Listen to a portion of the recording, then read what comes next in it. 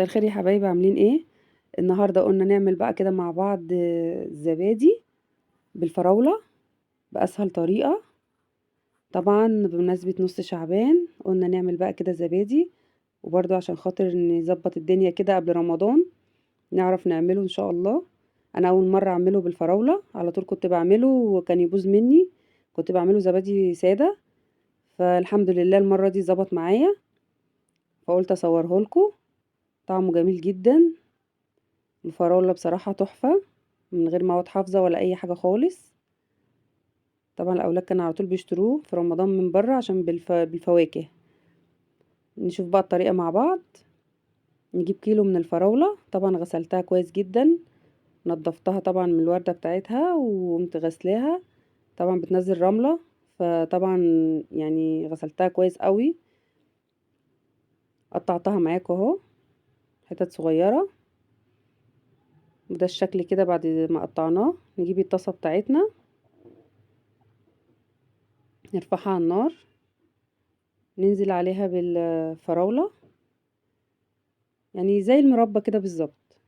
ننزل عليها بكوباية سكر ونص كوباية مية، ونسيبها بقى كده مع نفسها خالص على نار هادية. هتغلي بقى كده هتنزل المية بتاعتها، طبعا هيبقى فيه ريم على الوش كده نشيله.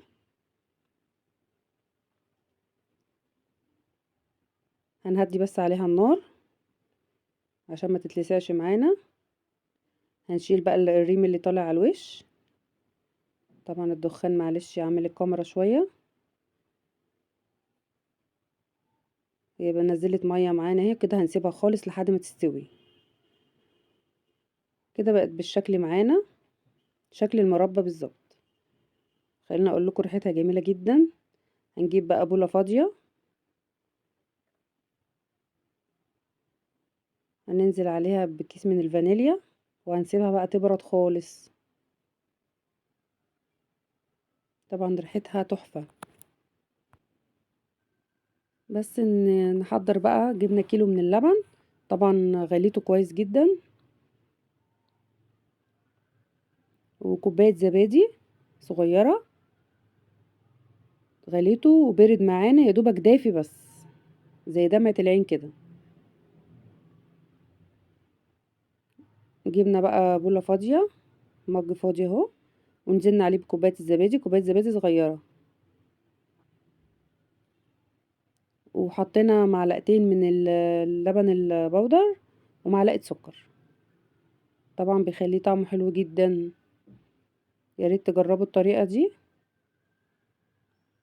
طبعا بنقلبه كويس، هننزل عليه بشوية لبن عشان يتقلب معانا.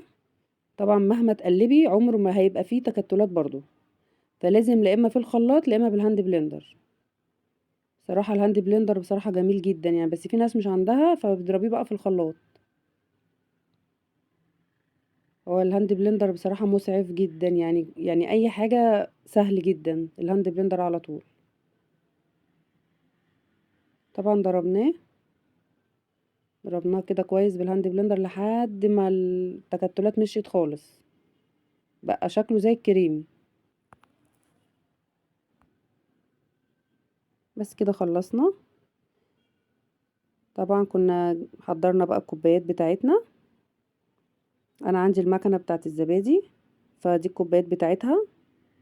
صراحه مكنه الزبادي تحفه، بس برضو اللي ما عندوش مكنه زبادي هوريكم برضو انا عملت بطريقه تانية، عشان عندي اللبن ما شاء الله تبارك الرحمن فاض معايا، فعملت كوبايات تاني وهوريكم بقى الطريقه دلوقتي. فطبعا نزلنا بكوبايات كده الفراولة في كوبايات، بنحطها طبعا كده في أرضية الكوباية أو بالشكل ده.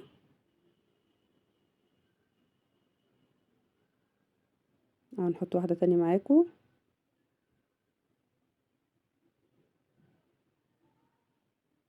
طبعا هنخلص كده الكمية معاكم اهو. ونسيب طبعا كوباية فاضية للخميرة، الخميرة بتاعت كوباية بتاع اللبن التاني يوم، عشان مش هينفع نحطها طبعا فيها فراولة بدل ما نشتري كوباية زبادي تاني. بنحط كوباية واحدة بس كده من غير فراولة. طبعا المكنة بتعمل الكوبايات بتاعتها 8 كوبايات. بننزل بقى كده باللبن بالراحة كده في جنب الكوباية عشان ما يتخلطش معانا. الفراولة طبعا هي مش محتاجة، ما شاء الله تبارك الرحمن، هي ماسكة معانا اصلا. بصراحة الواحد بيفرح قوي اما الحاجة بتظبط معاه. يعني انا عملتها قبل كده، ده صح على ده. يعني الفراولة ساحت على الزبادي، فطبعا كان الدنيا بايظة يعني. عملتها بكذا طريقة ما نفعتش معايا، بس المرة دي ما شاء الله تبارك الرحمن يعني كانت تحفة وعجبت الاولاد جدا. حطينا التمن كوبايات. طبعا انا لسه مش عارفة هعوز تاني ولا لا، عاوز كوبايات تاني ولا لا. وفعلا اهو حطيت 3 كوبايات تاني، برضو كنت جايبة كوبايات بتاعة الزبادي. حطيت برضو من تحت فراولة، وكملت الباقي باللبن. هنجيب المكنة بتاعتنا، المكنة بتاعة الزبادي. بصراحة ما شاء الله تبارك الرحمن تحفة. يعني بصراحة دي تالت سنة معايا.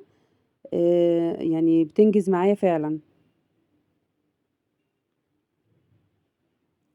بس بنرصهم كده، هي بتيجي بالكوبايات بتاعتها.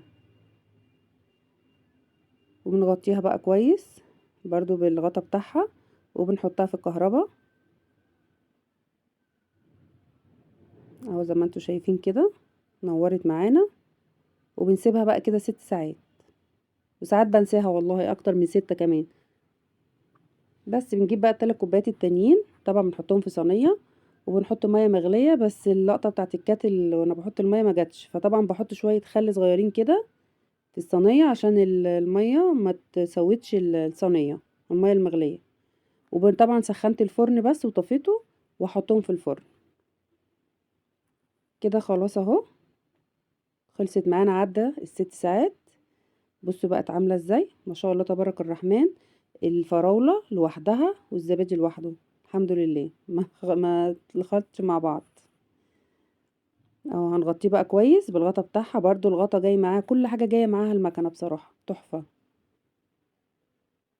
هنحطهم بقى في التلاجة. اه بصوا زي ما انتوا شايفين ما شاء الله تبارك الرحمن. او برضو اللي كانوا في الفرن طلعوا معاكم اهو. بصوا برضو اتماسكوا، والزبادي لوحده والفراولة لوحده. واحد ما بيعمل حاجة وتتظبط معاه بيبقى فرحان بجد يعني. كل سنة وانتوا طيبين وبصحة وسلامة يا رب، ويدعي عنا كده رمضان بخير يا رب.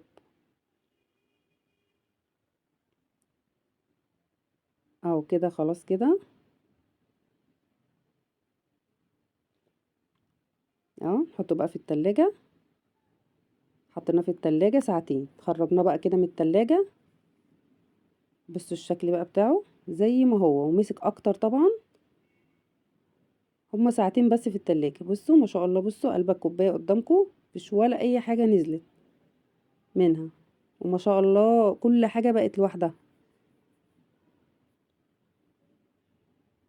ما شاء الله تبارك الرحمن تحفة بجد.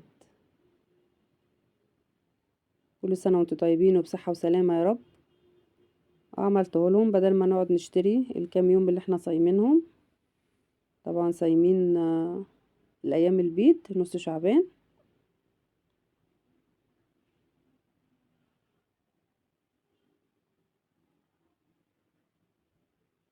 ما شاء الله تبارك الرحمن.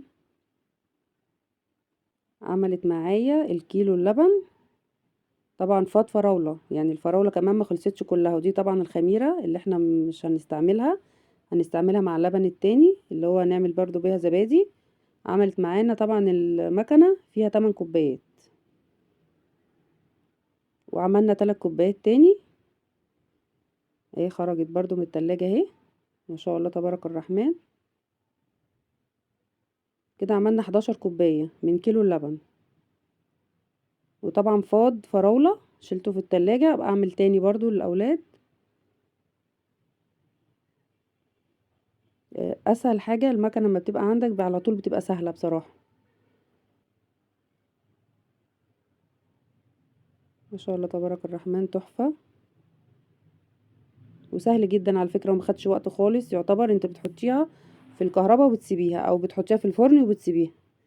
اهو ده الشكل بتاعه النهائي.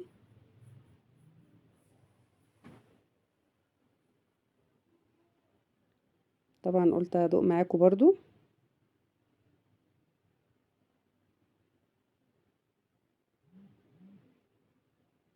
طعمه تحفة بصراحة، طعمه جميل جدا، وحاجة عاملاها بايدك، ولا مواد حافظة ولا اي حاجة خالص.